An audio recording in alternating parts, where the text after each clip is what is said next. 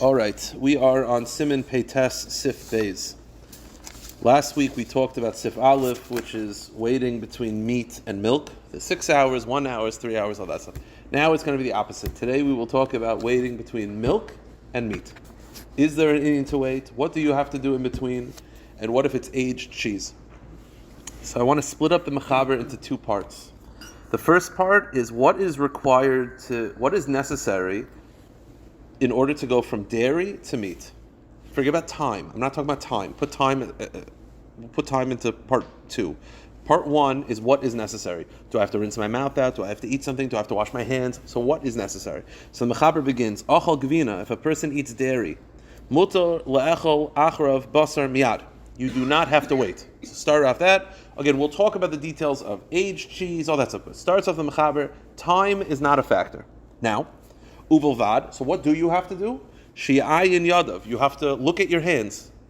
Historically, they ate without forks, they used to eat with their hands. So you have to make sure your hands, so you ate some cheese, you ate some pizza, you got to make sure your hands don't have schmutz. That's requirement number one, look at your hands.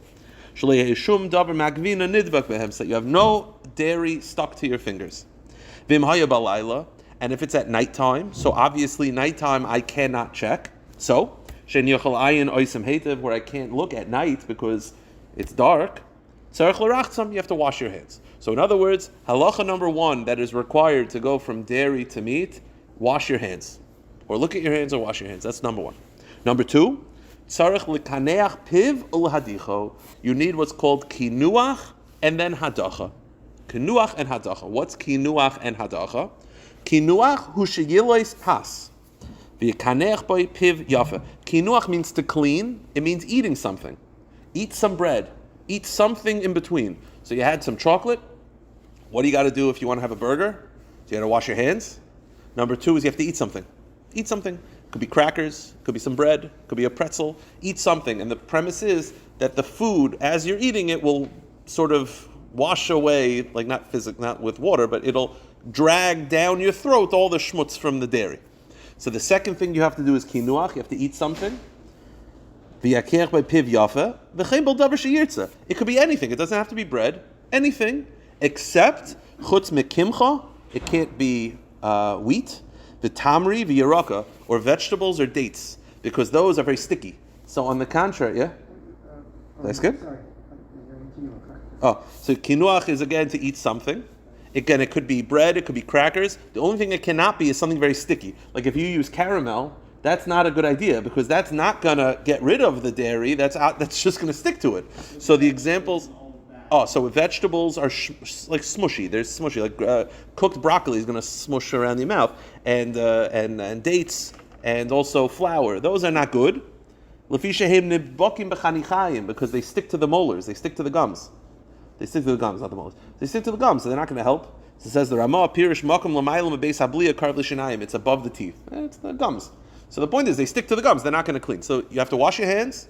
You have to eat something, and then third is V'Achar Kach Yadiach Piv B'Mayim Abiyayin, and then you have to rinse your mouth out with either water or wine. Those are the three requirements. You have to wash your hands, eat something, and rinse your mouth out. That's called Rechitza, Kinuach, and Hadacha. Those are the three requirements. Now, let's just finish up one more line, and then we'll go through all these. Huh?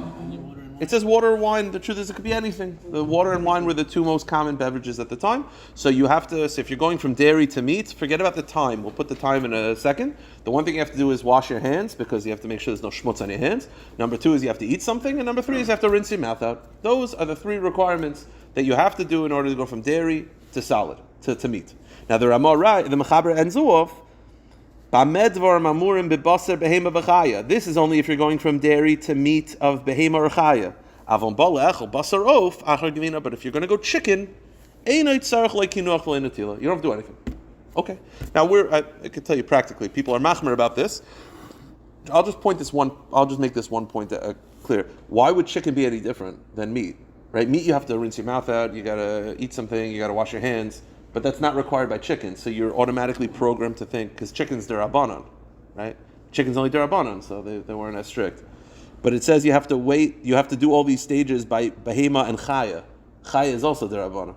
Chaya and oif are the same. So why are chaya and oif different? So I'll just point this out now, just because, at the very, very end of... no, I'm sorry, actually, it's on the first page. It's Sifkat in Dalid, which is the Shach. Sifkat in Yud Dalid, the Shach just points this out. The reason why there's a distinction between chicken and all other meats is not derabanan, because chaya is also derabanan. And yet by chaya, you have to rinse your mouth out, you got to eat something, and you got to wash your hands. Not so by chicken. And the reason being, says the Shach, aval gav the chaya midirabanan, even though chaya is also midirabanan, kivan shebesara doime l'shal behema hechmiruba. They treat a chicken different because not only is it derabanan, it also looks different. So Chazal were just a little bit more chilled in this regard by chicken. Not so by chaya, even though a chaya deer is also derabanan, deer and venison and dairy is also derabanan, but it looks like meat. Okay, so just wanted to point that out. So let's just summarize. The Mechaber is telling you, before we get to the time, the age, cheese, all that stuff, we'll put that aside. What are the three things you need to do to go from dairy to meat? You got to wash your hands to make sure that your hands don't have schmutz on them.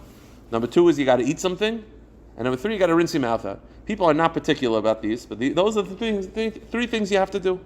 Eat something, rinse your mouth out, and wash your hands. Now let's start going through all these halachas. Let's go to the first one, wash your hands. My automatic inclination is to tell you that nowadays you don't have to wash your hands because we use forks. I would just automatically assume that the requirement of washing your hands is back then where they used to eat with their hands.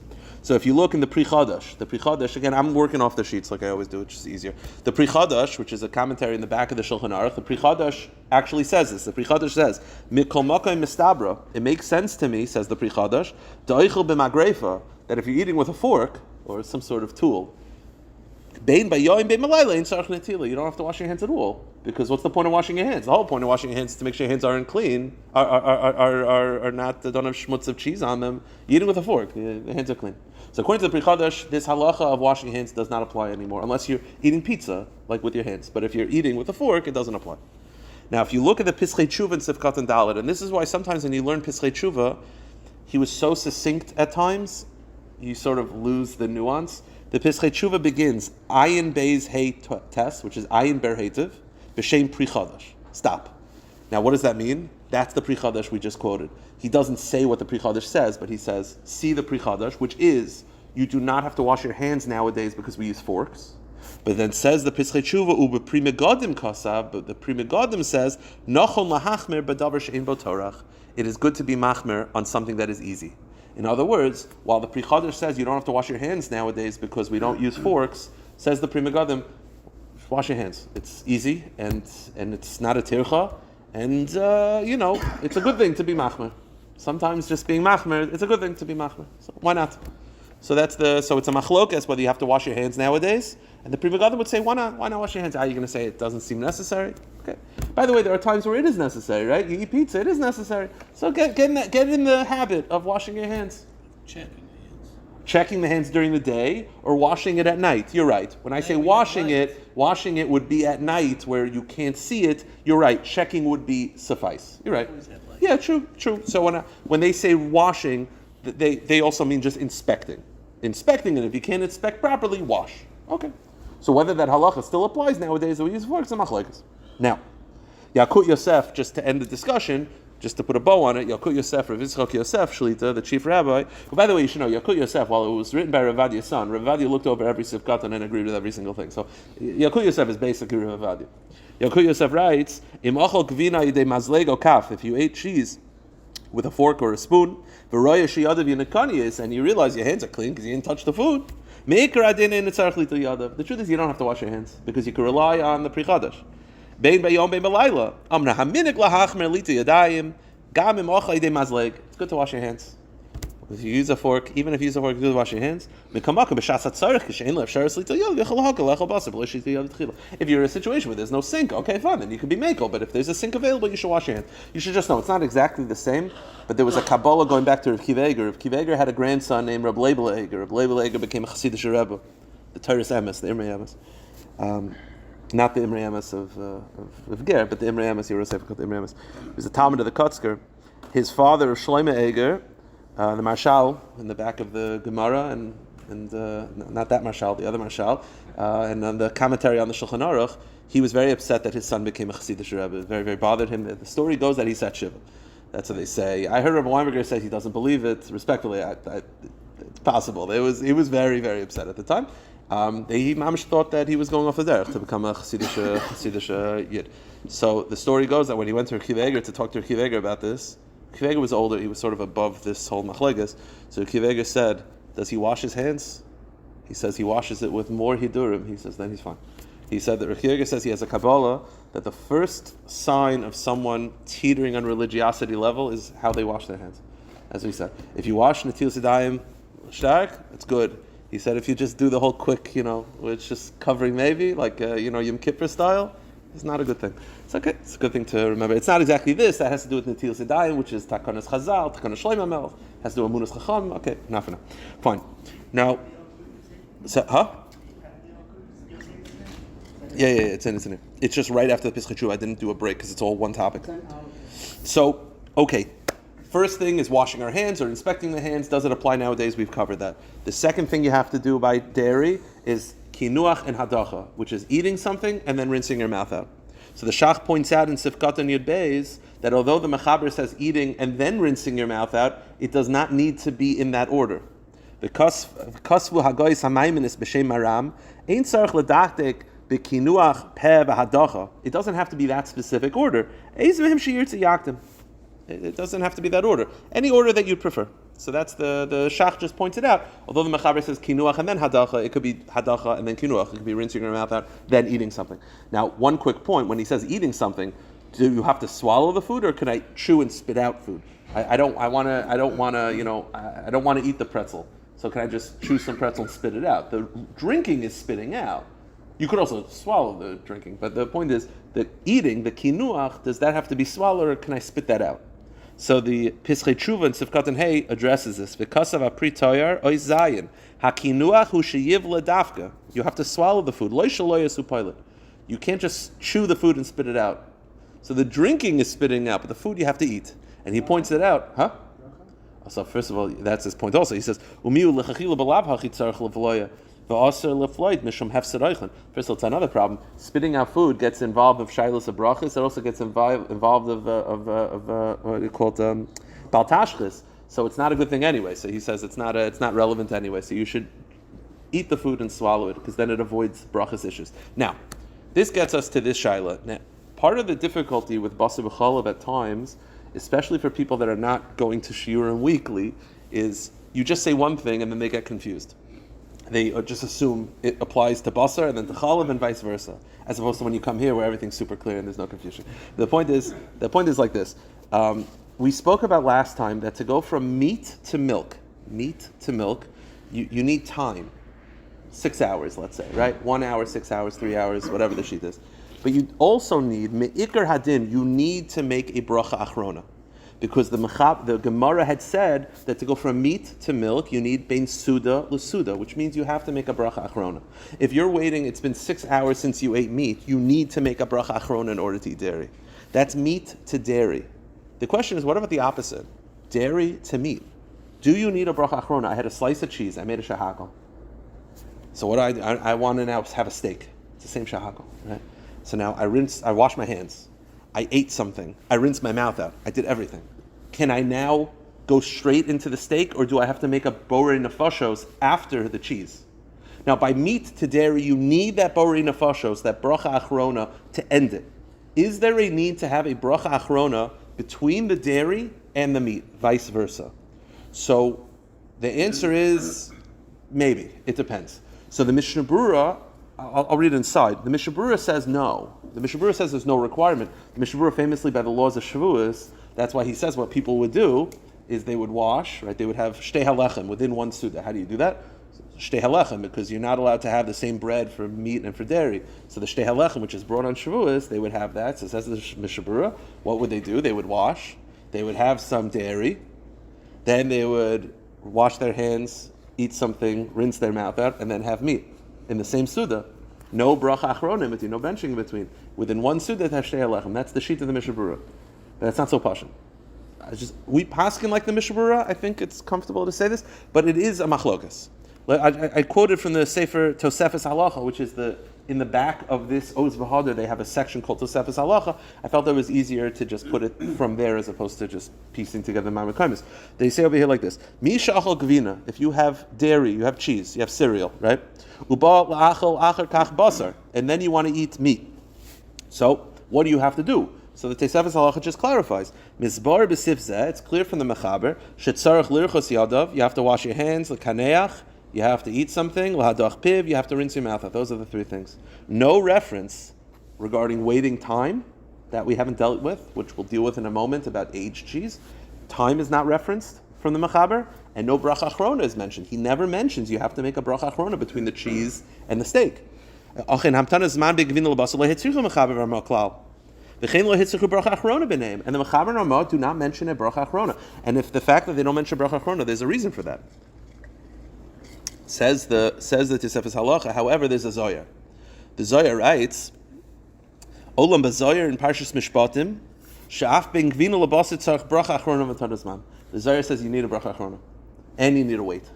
We'll get to the waiting in a minute, but you need a bracha achrona between the dairy and the meat as well. The same way you need a bracha achrona between the meat and the dairy, you need a bracha achrona between the dairy and the meat. That's the sheet of the Zohar, and that's the Pri Megadim holds. The Pri Megadim says you need to make a bracha achrona in between. The Mishabura disagrees. The Mishabura paskins not like that. The Mishabura writes the last of this paragraph in Hilchos Chag HaShavuos, Ein tzarich lahafsik bebirchas hamazon eino ochel gvina kasha. The Mishabura says as long as you're not eating aged cheese. You see, aged cheese is different. We're going to get to it in a second. Aged cheese is basically meat. Aged cheese is like meat. It's its own category. All other dairy, says the Mishabura, no bracha achrona required. And that's how we paskin. Most poskim follow the Mishabura. I just want to mention that the Pri Megadim follows the Zohar. The Zohar al pi Kabbalah is machmer, that a bracha achrona is required. But most poskim, Magen Avraham, Balatanya, Mishabura, all follow the other shita that there is no bracha achrona required going from dairy to meat, unless you ate aged cheese, which you're going to have to wait 6 hours, as we'll get to in a second. Okay. So we've covered,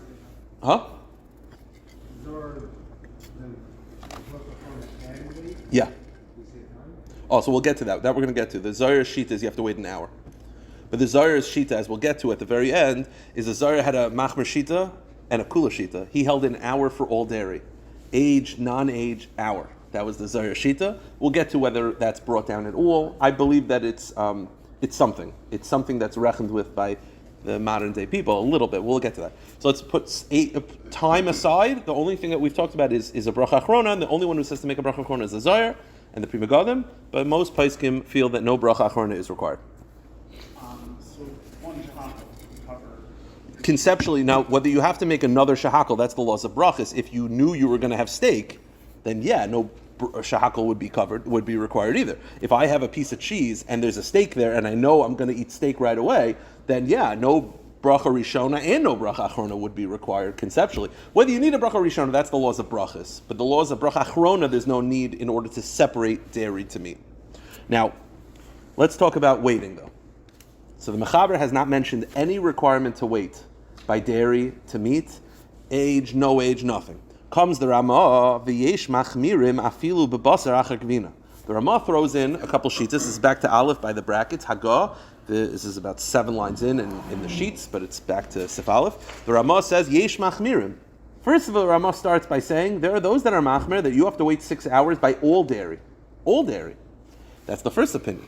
Then says the Ramah, v'chei noyegim, we hold like that opinion in shekol shakvina kasha in oichlin achara afilu basar oif k'mayk begvina achara basar.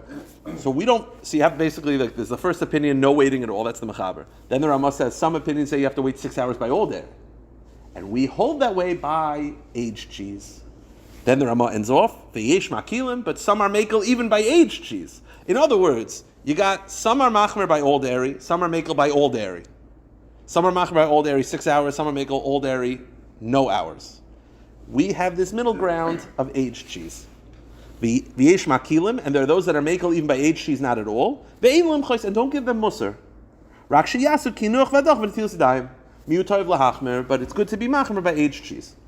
Now, by the way, you do read this Ramah, and the lashon of the Ramah tells you that while I should make it clear, you should wait 6 hours by all aged cheese. That's clear. But it's not deraisa. I'm saying The Ramah brings down there those that are machmer by all dairy 6 hours. Then the Ramah brings down there those that are makel, all dairy, no hours. And then the Ramah says, we're noyig by H cheese, yesh makilim, ein limchois toiv lahachmer. So let me read you 2 lines. Yeah? Sorry, what about, for example, the minhag that the Dutch had? Oh yeah, so I would say this. If you hold 1 hour by meat, I can't imagine that aged cheese would be the same. Aged cheese is not stricter than meat. The Ramah said to wait the 6 hours by aged cheese, that's going with the sheet that you wait 6 hours. Well, they became machmer to it during an hour, but according to, who was it that said that? Who was it last week? Who said that you just needed that Baruch HaChrona? Yeah, that's the Rabbeinu Tam. So he said he would say the same thing by aged cheese. Aged cheese is like meat, according to that opinion. Okay. Whatever you hold by meat, you'll hold by aged cheese. I've never heard of a shita that I wait 3 hours for meat, but 6 hours by aged cheese. That can't be. Right. It's whatever. It's mirror image. Now, there's 2 lines from Ramosha. This is Agav. Ramosha is in a lengthy tshuva about waiting 6 hours by a liver pill. Okay. In that tshuva, the person asked, can I have meat after this pill? So Ramosha said, I don't understand what the question is. And Ramosha starts off by saying, is the pill dairy or is the pill meat? And he writes this. And he says, and this is Igros Moshe Yerdei Semicha Vav. Now the reason why I quote this is because it gives a little bit of a perspective when it comes to the aged cheese situation. Again, we should all wait 6 hours, there's no question about that. But you understand the perspective of how the poskim looked at it. Ramosha writes in Igros Moshe Yerdei Semicha Vav, Achar Gvina Kasha, after aged cheese, meaning he says maybe the pill that you're taking is aged cheese. Sheyesh lahachmer shaloi la'echol basar, that you should be machmer to wait 6 hours. Avuzeu rak l'chumra, but that's a chumra. Shemeikar hadin mutter, afilu achar Gvina Kasha. That's a chumra, because meikar hadin you don't have to wait even by aged cheese. Now, because and he says kadisa b'ramah, and you're like, well, that's crazy. I thought it's universal. It is universally as a hanhag of Klal Yisrael. But if you look at the Ramah, you get where he's coming from. The Ramah brings down multiple opinions, and he says, Yesh machmirim by aged cheese, Yesh makilim, ein limchais, don't give them musar, toiv lahachmer. Those lashonos are not fire and brimstone. It's something. I'll tell you the case I once had. I always felt a little guilty about it because often I could have a shaila. I usually turn to Rabbi Olbaum. He's my go-to on this one, but sometimes you can't bother him on everything. This is a shaila that I had. I don't know if it was my mother. I think it was someone from the family, that it was Erev Shabbos. Someone brought them a salad. It was like 2 o'clock on an Erev Shabbos or 3 o'clock on Erev Shabbos. Someone brought them a salad from the store, from the pizza shop. They took 1 bite, and someone walked in. It's like, there's Parmesan in there. And mamish 1 little bite. The problem is, so now you have a situation like this. Should they wait 6 hours? Yeah. It's Parmesan cheese. We'll get this. Parmesan cheese. It's not melted. But that means that the entire Friday night meal, that person will not be able to eat meat and will be sitting there alone with everyone else eating meat, missing out on Oinen Shabbos mamish. So I told them, I said, listen, for this situation, we're going to be waiting less than 6 hours. Was it right to do? I'm not sure. Part of my cheshbon was this Ramosha. It might have been wrong. I'll be honest with you. I want something else to be megal with, to be mitzdarif. But my cheshbon was that it's good to be machmer, to wait 6 hours. That's the hanhag of Klal Yisrael. But in this case, waiting 6 hours would mean that the entire Friday night meal, she's sitting eating challah. And missing out on Onik Shabbos and missing out on Shalom Bayis, because the person who gave the salad, it's uncomfortable. The guests are there. And that was part of the cheshbon. I don't know. Just if you read Ramosha, you see it. But you start off the case with Ramosha that it was for medicinal purposes, or taking liver pills? Oh no! Then Ramosha got to the liver pill. Okay, so you mentioned, you sent me the Masaris Moshe. The Masaris Moshe, by the way, although Rav Shechter does quote it, it's a sefer. It's a little bit more controversial, just based on the author. Hamevin Yavin, not for now. He brings down over there that we don't have aged cheese anymore for Ramosha. I don't know. My anhaga from my Rosh Hashiva about those type of tshuvas. Last volume of Igros Moshe style from that hanhaga is Rav Kalman told me, if it makes sense, go with it. If it's a tremendous chiddush, let's just ignore. Now, so that's why I was just a little bit okay. But you're right. It's an added sniff lahakal that it could be we don't have aged cheese anymore. I just don't really understand why. But okay, sure. Now we also played the game of Chuba last week in the sniff lahakal. Yeah, but oh, that's true. That's a good point also. The Emek Tshuva from last week, that's a good point. I didn't even know that at the time. Kadosh Baruch Hu protected me. The Emek Tshuva from last week said that a tiny bit of meat, he felt that you don't have to wait 6 hours by meat. So by cheese, it would be the same. So, okay, maybe it's a after. Okay, so let's just run through the next little bit. Some halachas of aged cheese. I don't think we're going to get to Sif Gimel this week. We'll go Sif Gimel next week. Sif Gimel is tremendously important also about what do you have to wait 6 hours for, what don't you have to wait 6 hours for. But today is a cheese day. Today is all dairy. Yeah. He said, Kinuach hadacha, and rinse your mouth out and wash your hands, but nothing else. Now, so there's a taz. Aged cheese, you have to wait 6 hours. So the question is, what is aged cheese? The Mechaber, Ramah just says, was it the Lashon of the Mechaber, is Gavina Kasha, hard cheese. What's hard cheese? As the Taz says, Pirish, Sikat and Dalid, Lahamtin Sheishais, you have to wait 6 hours. Bishir Gavina Kasha, and what's the definition of hard cheese, or aged cheese? Shizach Ramah. Hainu Sha'avra Le'al Gimel Avav Chadashim. It's aged for 6 months. And by the way, according to the FDA, all cheese that's aged for 6 months has to say it on the packaging. So Parmesan always says how long it's aged for. If it's at least 6 months, it's on the packaging. So it's usually 9 months, 6 to 9 months. So all Parmesan, as we'll get to, is aged cheese. So the first definition is aged 6 months. Oishi mutulas, or it's not, you don't know how long it's aged for, but it's full of worms. It's so strong that it's wormy. Like a fungus, like a funky. Yeah, Adam. Yeah. To quote Adam. Yum. So the point is, it's wormy. Okay, but kids are fine. Now, ken kasav isa v'heter. Because of Sham, the ein iser bebasar achar gevina, the dafka tam basar shebepeh, me'achar sheikru nakri basar shaykh lemigzer be'otu basar b'chalav. Me'kolmaka mitzvah chasidus yesh lizar. Now what this means is as follows. Let me read a few more lines and let me explain. This is something that comes out of the Taz. Let me sort of say this outside and we'll see it inside. When going back on waiting 6 hours by meat, what were the two reasons, if you remember? There was that when you ate the meat, it coats the throat. And the other reason is because the meat in between the teeth is considered meat for 6 hours. How do I know meat in between the teeth is considered meat? Because the pasuk says regarding one of the curses of Klal Yisrael, Habasar oidenu ben sheneihem, that the pasuk says by the Slav that Hashem says they're going to eat so much meat, there's going to be meat in between the teeth, and while it's still in between the teeth, they're going to be struck down. Habasar oidenu ben sheneihem. So you see that meat in between the teeth is considered meat. So says the Taz like this. That's only true by meat, but it could be by cheese in between the teeth, is not considered cheese in halacha. So the only reason to wait 6 hours, says the Taz, is because it coats the throat, but not in between the teeth. So it says Taz like this: the Rambam, according to the Rambam, the Rambam says you have to wait 6 hours because meat in between the teeth, but he's not bothered by coating the throat. He just cares about the teeth. But he doesn't care about coating the throat. He just cares about the teeth. So what would the Rambam say? He says the Taz, the Rambam would be lenient. You don't have to wait 6 hours at all. Why? He doesn't care about coating the throat, according to the Rambam. And what about in between the teeth? In between the teeth, that's only true for meat, not for cheese.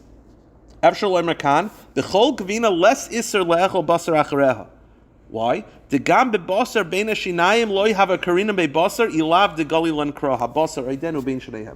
the only reason why meat in between the teeth is considered meat is because of the pasuk. There is no pasuk by dairy. So says the Taz, if you'd ask the Taz, why do you have to wait 6 hours by hard cheese? It's because of the coating of the throat. Because in between the teeth, it's not significant. It's not considered cheese in halacha. Now you're going to say, well, what's the difference? You still have to wait. First of all, something you know now, but also there are nafkaminas that, let's say you chew aged cheese and spit it out. The Taz would tell you don't have to wait 6 hours because it doesn't coat the throat because you didn't swallow it.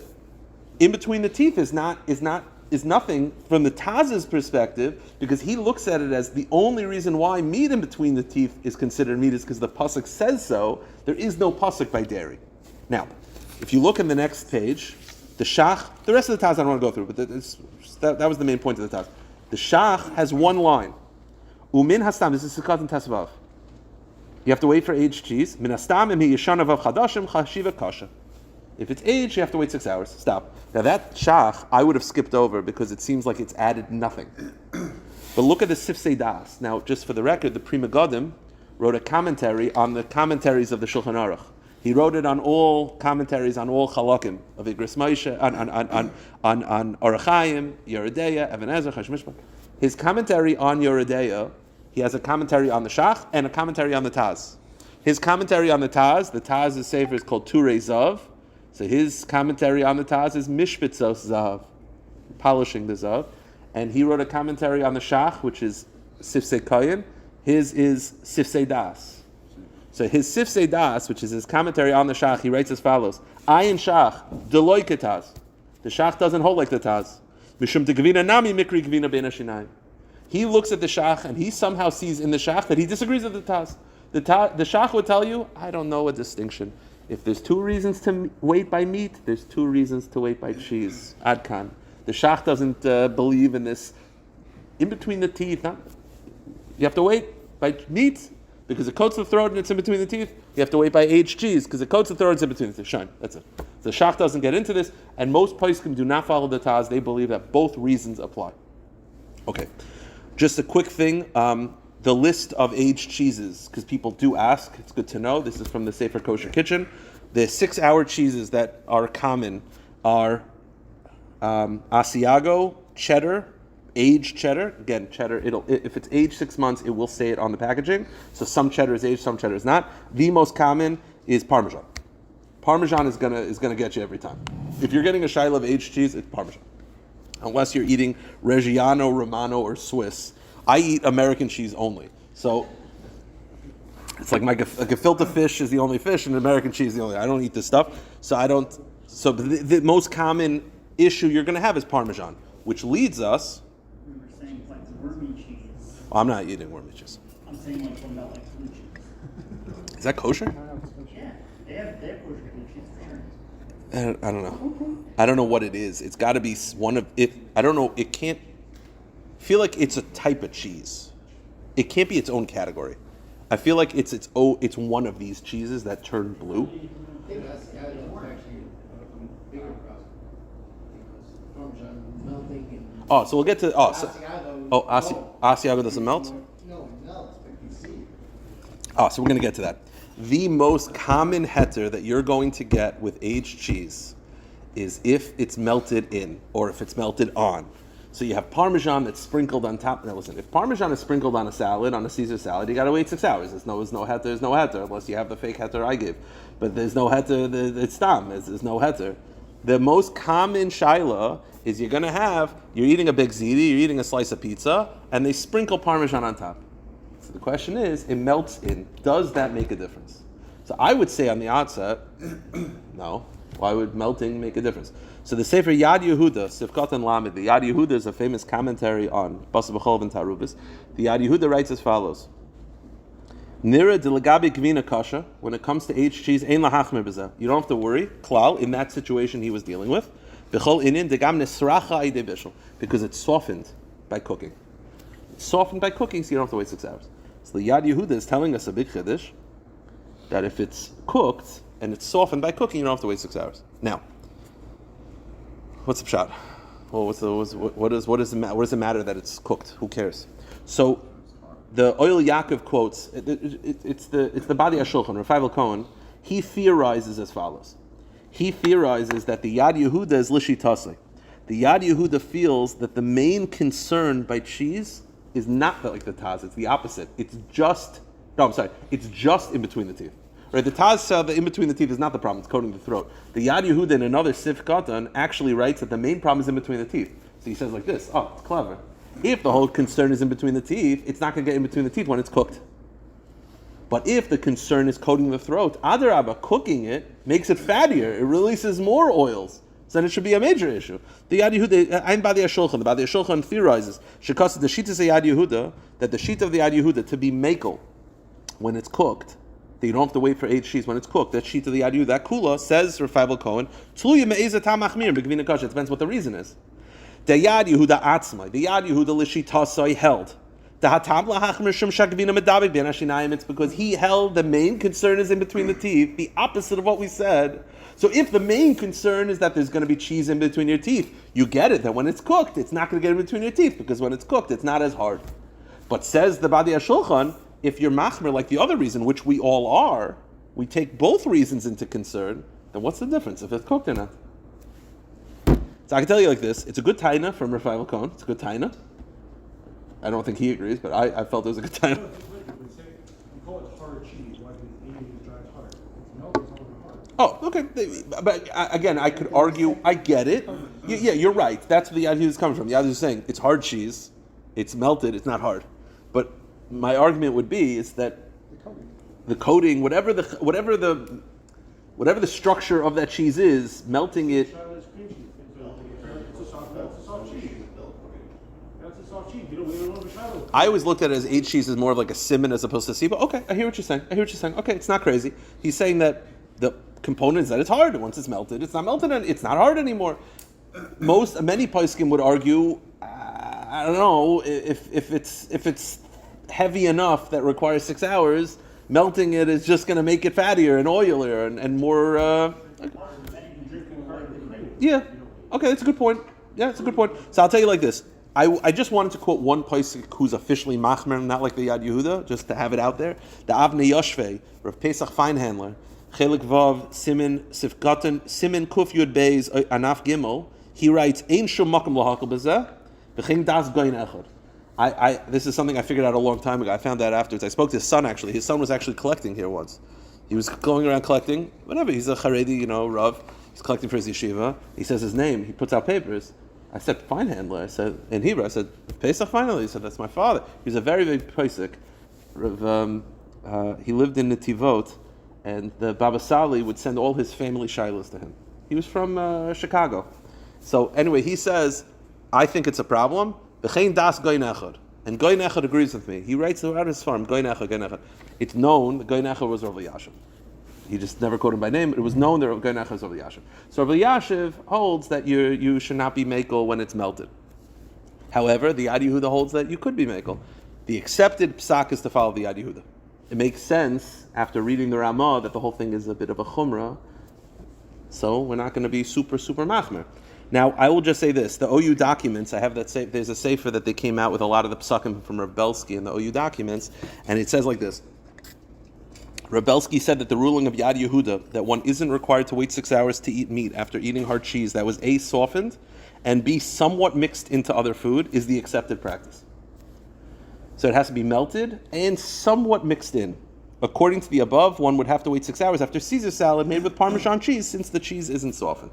Now the question is, what if it's melted, but it's like grilled cheese? It's melted, but it's there. So Rebelsky, I don't really think gets into that much. It maybe touches on a little bit, but he doesn't really say as much. The kosher kitchen holds that it has to not just be melted, it has to be mixed in. The kosher kitchen, Rabbi Forst, he actually feels that it has to be mixed in, but if it's melted on top, it's a problem. But I will say this. The lashon of that Yad Yehuda, and this is what Adam said, it's softened. He makes no distinction. The Yad Yehuda does not make a difference between whether it's mixed in, on top, softened. And I have a sefer called Dar HaMalaktim, which quotes everybody. And he brings there that they had a conversation with Rabbi Berkowitz. Rabbi Yitzchak Berkowitz, a big kollel network in Eretz Yisrael. He's now the Rosh Hashiva of Eish HaTorah. He's a big Talmid Chacham. So Rabbi Yitzchak Berkowitz said, we're mekel with hard cheese that melted. Agav, he says, even if it cools down, since it's still softer than it was, which I think is what Adam was saying, is that melted, it's soft.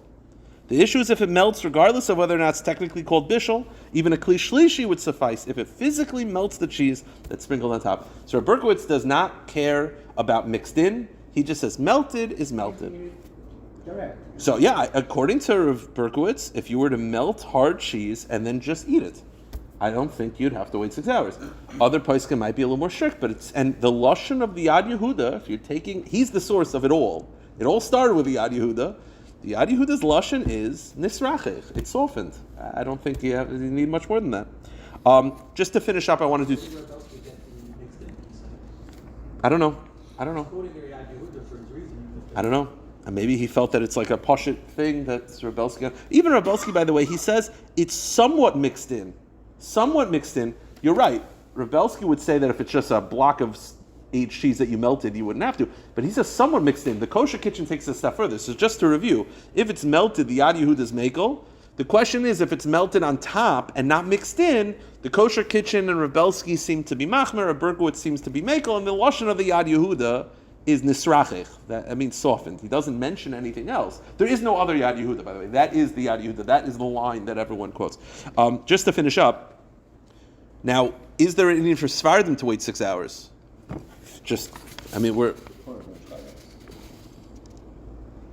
No, maybe.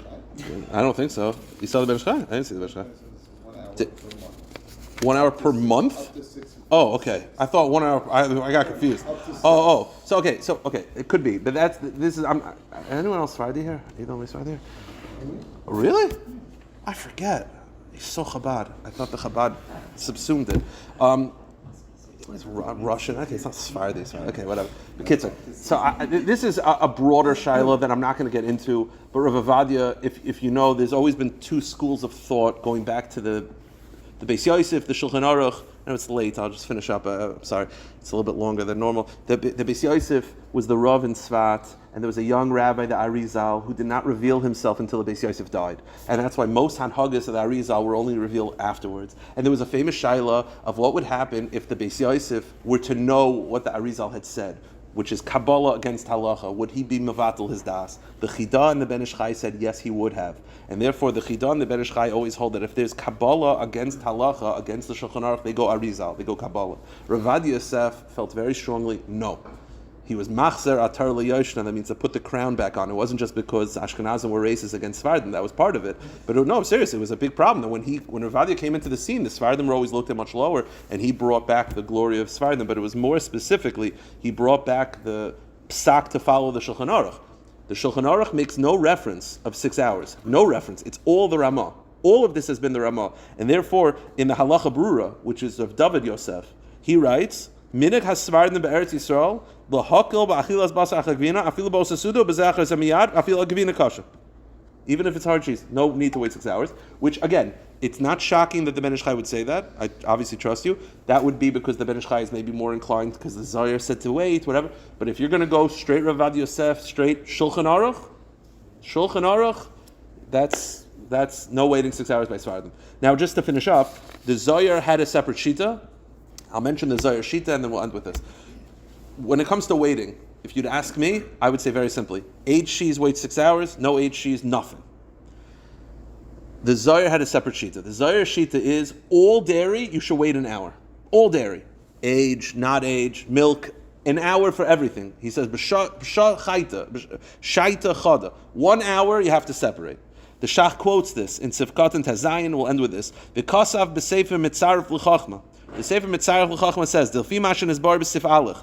Da'achar achilas basar noigim lahamtin sha'achas." Oh, this is what you mentioned. That because they wait after meat 1 hour, imkein efshe degam hazoyer moide shleyoser rak besuda achas ubeshat achada. That the Zohar also says you only have to wait 1 hour for all dairy. Lishna hazoyer parshas mishpatim. That the Zohar holds you have to wait 1 hour for all dairy, both age, non-age. We don't follow this Zohar. However, I always thought this, and Baruch Hashem, I found Rebelsky said this. I always had this theory. And I was mechaven, Baruch Hashem. I don't know if you guys know, probably summer, just taking a guess, many people wait a half hour after dairy. Have you ever heard this? Mm-hmm. That you have to, after dairy, you wait a half hour. Now, we've learned these halachas. All dairy. They'll have cereal, they'll wait a half hour. I've always, when I was a kid, I never followed this, but I had heard, you wait a half hour. Where is that from? That waiting a half hour. We've learned the halachas, we've learned the Shulchan Aruch, the Shach and Taz, zero reference of 30 minutes. So I always thought it was like this. The Zohar says you should wait an hour for all dairy. A half hour is close to an hour. A half hour is samach. A half hour is samach. I thought I was clever. Piskei Rebelsky, and then one of this. Piskei Rebelsky. Rebelsky said the custom of many in Klal Yisrael is to wait a half an hour. Several explanations are given for this custom. Some say it is a compromise between the poskim who say that waiting is not required at all by non-aged cheese, and the Zohar who requires an hour. And therefore, as a compromise to wait a half hour. Shkoyach will stop here. Obviously, take questions, whatever. And then next week, I'll be on Zoom, but we're going to go Sif Gimel, finish up these halachas. It's a very, very exciting second. Shkoyach, yes.